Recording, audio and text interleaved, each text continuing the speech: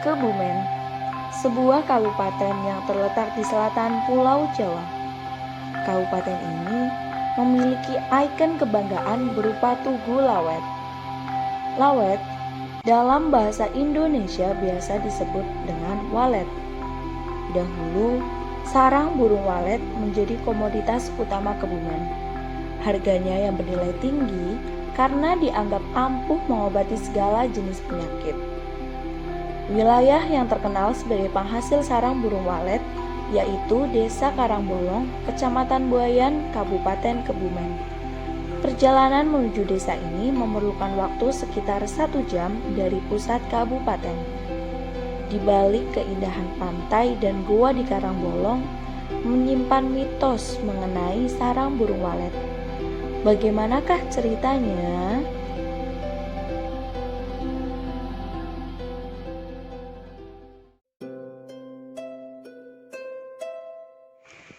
Dikisahkan, pada zaman dahulu ada sebuah kerajaan bernama Kartasura yang dipimpin oleh seorang pangeran.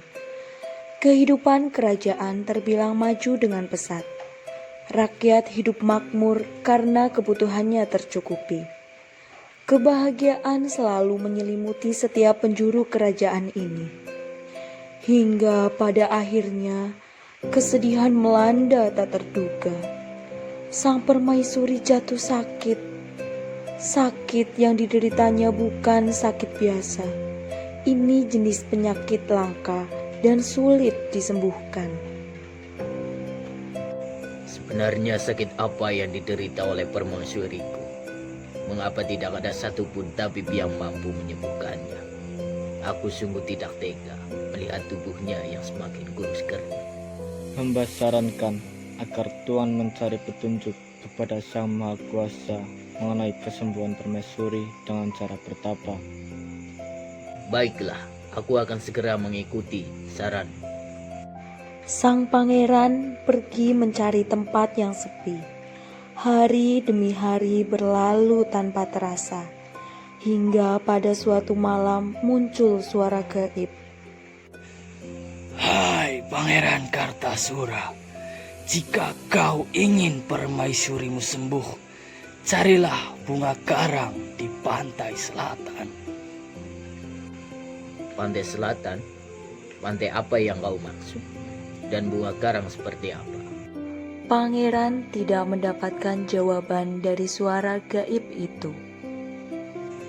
Sepertinya hanya itu petunjuk yang aku dapatkan. Aku harus segera kembali ke istana. Aku telah mendapatkan petunjuk mengenai obat untuk permaisuri. Obat itu berupa bunga karang di pantai selatan. Apakah kau mengetahui informasi mengenai hal tersebut? Menurut saya, yang dimaksud oleh suara gaib itu adalah daerah Karangbolong. Berdasarkan kabar yang beredar, di sana ada gua karang yang di atasnya tumbuh bunga karang.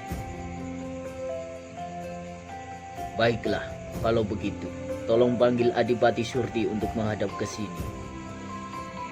Baik, Tuan.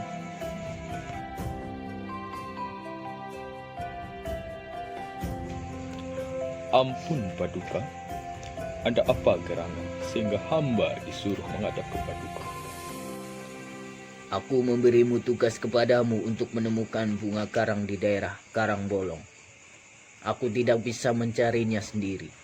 Kerajaan ini tidak mungkin kutinggalkan dalam keadaan kacau begini. Pergilah kau ke tempat itu dan kembalilah dengan membawa bunga karang untuk permaisuriku. Baik Paduka, saya akan menjalankan tugas dengan baik. Adipati Surti menemui Sanglar dan Sanglur, pengiring setianya. Pangeran baru saja menyuruhku untuk mencari bunga karang di Karangbolong. Apakah kalian mau ikut? Tentu saja Adipati, kami akan selalu membantu Adipati dalam menjalankan tugas. Betul, kami ini akan selalu ikut kemanapun Adipati pergi. Untuk perjalanan ini, apa yang perlu kita siapkan? Siapkan bekal secukupnya. Sepertinya perjalanan akan cukup jauh. kita akan memulai perjalanan besok pagi. Baik Adipati, kami akan menyiapkan semuanya dengan baik. Keesokan harinya, mereka bertiga melakukan perjalanan yang cukup panjang. Berhari-hari melakukan perjalanan melalui lembah dan bukit yang curam. Tibalah mereka di Karangbolong. Kita sudah sampai. Ayo, kita cari di mana bunga karang itu. Adipati, di sini tidak ada bunga karang yang dimaksud oleh pangeran. Apa yang harus kita lakukan? Sepertinya aku harus bersemedi terlebih dahulu di gua itu. Kalian tetap di sini untuk jaga-jaga kalau nanti terjadi sesuatu. Semoga dengan semedi ini aku akan mendapatkan petunjuk di mana bunga karang itu. Sekian waktu kemudian, terdengar suara seorang wanita. Hentikan semedimu, wahai Adipati. Adipati segera membuka matanya. Ia kaget ketika di hadapannya berdiri sesosok wanita yang begitu cantik rupawan. Siapa kau? Aku Suryawati. Aku adalah seorang abdi dari Nyi Roro Kidul, penguasa Laut Selatan, tempat di mana engkau sedang bersemedi. Aku yakin kau pasti tahu di mana bunga karang itu berada. Cepat berikan bunga karang itu kepadaku. Ya, tentu saja aku tahu di mana bunga karang itu berada. Dan aku pasti akan memberikan bunga karang itu kepadamu. Tapi dengan satu syarat tentunya. Satu syarat? Apa itu? Syaratnya adalah kau harus tinggal di pantai selatan bersamaku dan bersedia menjadi pendamping hidupku. Adipati dilanda kebingungan yang luar biasa. Bagaimana Adipati? Apakah kau mau menerima tawaranku? Baiklah, akan kupenuhi persyaratan itu. Segera berikan bunga karang itu kepadaku. Suryawati mengulurkan tangan kepada Adipati. Adipati menerimanya. Adipati merasa ruhnya telah terlepas dari raganya karena ia bisa melihat sosok dirinya yang dalam posisi duduk bersila. Suryawati mengajak pergi Adipati Surti. Adipati, kita telah sampai di tempatnya. Itulah yang dimaksud bunga karang yang bisa menyembuhkan permaisuri. Jadi, bunga karang itu maksudnya sarang burung walet. Benar sekali. Ambillah beberapa, lalu berikan kepada permaisuri. Niscaya dalam beberapa waktu, permaisuri akan kembali pulih seperti sedia kala. Adipati mengambil beberapa buah sarang burung walet. Setelah merasa cukup, ia kembali ke raganya. Suryawati, aku harus kembali ke istana untuk memberikan sarang burung walet ini kepada permaisuri. Aku berjanji, aku akan kembali ke sini untuk tinggal bersamamu. Aku percaya kepadamu, Adipati. Adipati Surti meninggalkan Suryawati, kemudian datang menghampiri Sanglar dan Sanglur. Apakah Adipati baik-baik saja? Kami begitu mencemaskanmu. Kalian tidak perlu cemas, aku baik-baik saja. Aku sudah mendapatkan bunga karang itu. Ayo, kita harus segera kembali ke istana. Sesampainya mereka di istana, mereka disambut gembira oleh pangeran. Apakah kalian pulang membawa bunga karang itu untuk permaisuriku? Ini Paduka, Bunga karang yang dimaksud adalah sarang burung walet. Syukurlah, berikan sarang burung walet itu kepada tabib kerajaan, supaya segera dibuatkan ramuan obatnya. Beberapa hari kemudian, Apakah keadaanmu sudah lebih baik dari sebelumnya, wahai permaisuriku? Aku sudah merasa sehat, Pangeran. Aku tidak merasakan sakit lagi semenjak meminum ramuan itu. Syukurlah, aku sangat senang mendengarnya. Penasehat, tolong panggil Adipati dan pengiringnya untuk menemuiku nanti.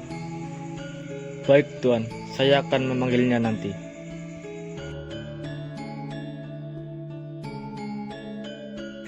Terima kasih banyak karena kalian bertiga telah berjasa menemukan obat untuk permaisuri. Aku akan memberikan hadiah kepada kalian berupa kenaikan jabatan. Kalian akan dilayani dengan baik oleh pelayan di istana ini. Beribu ampun, Paduka. Hamba tidak bermaksud menolak. Hamba telah berjanji kepada seorang untuk menjaga dan mendiami Karang Bolong. Baiklah, kalau itu keinginanmu, aku tidak bisa memaksa. Terima kasih, Paduka. Kami mohon pamit. Kami akan segera meninggalkan kerajaan.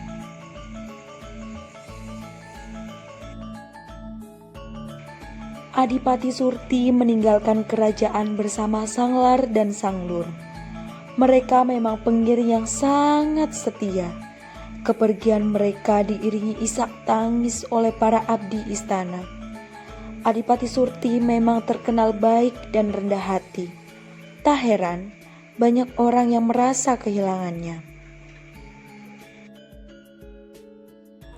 Kita telah sampai kembali di Karangbolong, Adipati. Apa yang harus kita lakukan? Pertama, kita harus membangun gubuk untuk tempat tinggal kita.